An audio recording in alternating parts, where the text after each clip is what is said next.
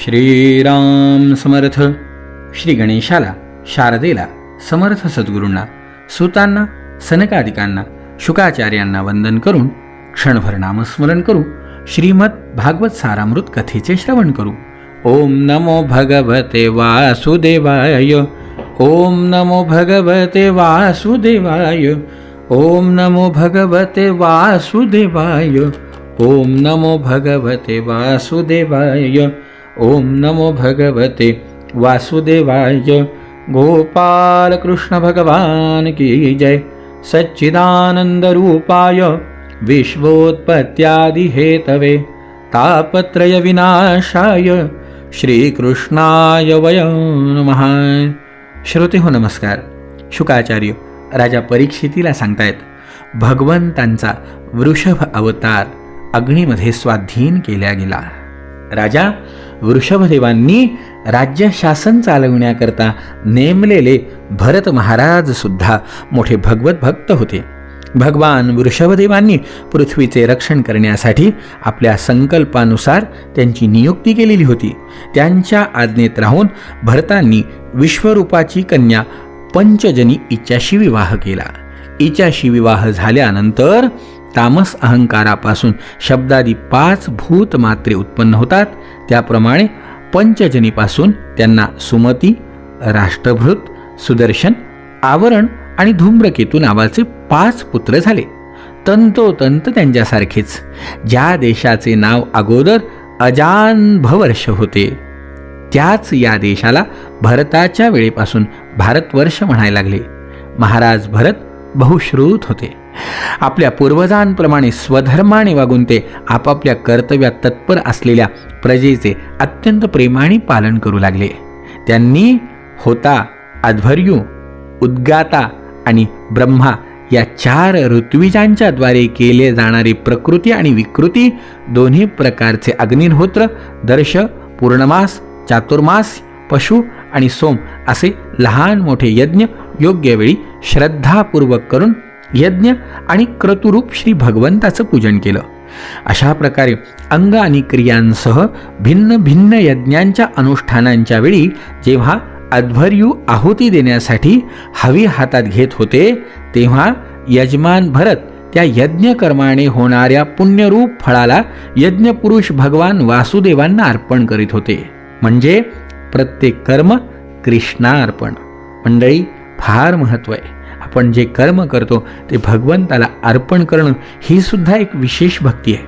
वास्तविक ते परब्रह्मच इंद्रादी सर्व देवतांचे प्रकाशक, मंत्रांचे अर्थस्वरूप आणि त्या देवतांचे सुद्धा नियंत्रक असल्या कारणाने मुख्य कर्ता आणि प्रधान देव आहे.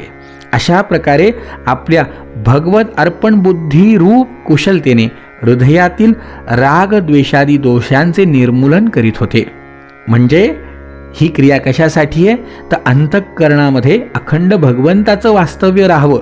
कोणत्याही प्रकारे आपल्या मनामध्ये राग द्वेष निर्माण होऊ नये यासाठी हे करायला पाहिजे. श्रीमद भागवत ग्रंथाचा आधार आहे मंडळी. हे कशासाठी केलं पाहिजे? प्रत्येक कर्म भगवंताला अर्पण करायचं का? कारण कोणत्याही कर्माचा लेश आणि लेप आपल्याला लागता कामा नये, म्हणून तर हे केलं पाहिजे. भगवंताचं चिंतन करणारे, भगवत भजन करणारे, भगवत अर्पणाने त्यांनी स्वतःचं अंतःकरण शुद्ध केलं. तेव्हा त्यांना अंतर्यामी रूपाने हृदयाकाशात अभिव्यक्त होणाऱ्या ब्रह्मस्वरूप महापुरुषांच्या आकाराने युक्त श्रीवत्स, कौस्तुभ, वनमाला, चक्र, शंख आणि गदा यांनी सुशोभित आणि नारदादी भक्तांच्या हृदयात चित्राप्रमाणे निश्चलतेने राहणाऱ्या भगवान वासुदेवांच्या ठिकाणी दिवसेंदिवस वेगाने वाढणारी उत्कृष्ट भक्ती प्राप्त झाली. किती किती वर्णन करावं त्यांचं. भगवंताची भक्ती प्राप्त होणं सोपी गोष्ट आहे का? नाही हो मंडळी. म्हणून तर म्हणलंय ना, दे रे हरी देवा, आम्हाला तुझ्या नामामध्ये तल्लीन होण्याची बुद्धी दे. म्हणून तर नामदेव राय सुद्धा म्हणले की देवा, किती तुझं नाव गोड आहे, अमृताहुनी गोड नाम तुझे देवा, नाम तुझे देवा. तुझ्या चरणाशी भक्ती झालीच पाहिजे. आम्ही किती प्रयत्न करतो पण होत नाही ना मंडळी. अहो, नामदेवरायांसारखे भगवत भक्त असं म्हणतात, तर तुमची माझी अवस्था काय? कधीतरी याचं चिंतन झालं पाहिजे. या भारतवर्षातले मोठमोठे राजे भगवंताच्या नामामध्ये तल्लीन होऊन जात होते. नामदेवराय म्हणले ना, अहो आम्ही जिथे देवाचं नाव घ्यायचं तिथे सुद्धा देवाचं नाव घेऊ शकत नाही. कीर्तने बैसता निद्रे नागविले. ज्या वेळेला आम्ही नामस्मरण करण्याचा प्रयत्न करतो त्यावेळेला हमखास आम्हाला झोप यायला लागती. खरंच किती अवघड आहे नाव मंडळी. आजही आपण हे अनुभवतो. बाकी इतर वेळी कितीही आपला वेळ जायला लागला तर आपल्याला झोप येत नाही. झोपायचं ठरवून झोप येत नाही. पण समजा यत कदाचित आपण देवाचं नाव घ्यायला बसलो तर कीर्तनी बैसता निद्रे नागविले मन माझे गुंतले विषय सुखा विषय सुखा. ते म्हणतायत, देवा अमृताहुनी गोड नाम तुझे देवा नाम तुझे देवा.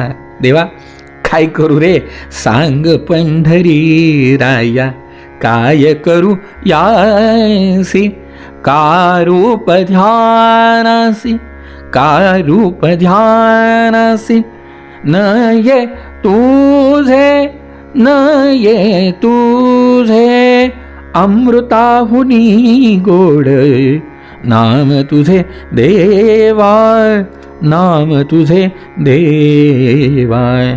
नामदेवराय म्हणतात, हरिदास गरजती हरी नामाच्या प्रीती हरिदास गरजती.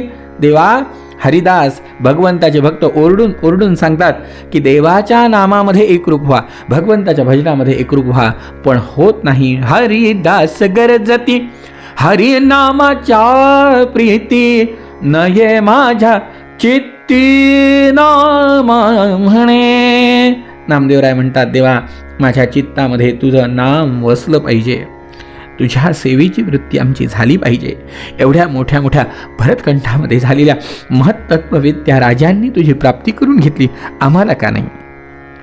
शुकाचार्य म्हणतायत, राजा अशा प्रकारे 1 कोटी वर्षांनी राज्यभोगाचे आपले प्रारब्ध क्षीण झाले आहे असे जाणून त्यांनी आपल्या भोगलेली वंश परंपरागत संपत्ती पुत्रांना योग्य तऱ्हेने वाटून दिली. नंतर आपल्या सर्व संपत्ती संपन्न राजमहालातून भरत महाराज निघून ते पुलहाश्रमात हरिहर क्षेत्रावरती गेले. या पुलहाश्रमामध्ये राहणाऱ्या भक्तांवर भगवंताचे फार प्रेम असल्यामुळे ते आजही त्यांना त्यांच्या इष्टरूपामध्ये तिथे भेटतात. खाली आणि वर अशा दोन्ही बाजूंना नाभीप्रमाणे चिन्ह असणारे शालिग्राम असणारी चक्र नदी, जी गंडकी नावाची नदी प्रसिद्ध आहे, त्या ठिकाणी ऋषींचे आश्रम सर्व बाजूंनी पवित्र अशा वातावरणामध्ये त्या पुलहाश्रमाच्या उपवनात एकांत स्थानी एकट्यानेच राहून ते आनंदी प्रकारची पानं, फुलं, तुळशीदळ, पाणी आणि कंदमुळं, फळं खाऊन भगवंताला अर्पण करून आराधना करू लागले.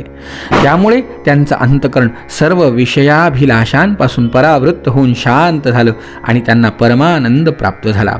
अशा रीतीने जेव्हा ते नियमपूर्वक भगवंताची आराधना करू लागले तेव्हा त्यांचा प्रेम वेग इतका वाढला की त्या प्रेम वेगाने हृदय द्रवून शांत झालं. आनंदाच्या उर्मींमुळे शरीरावर रोमांच उठू लागले. भक्तीच्या उद्रेकाने त्यांच्या डोळ्यातून पाणी वाहू लागलं.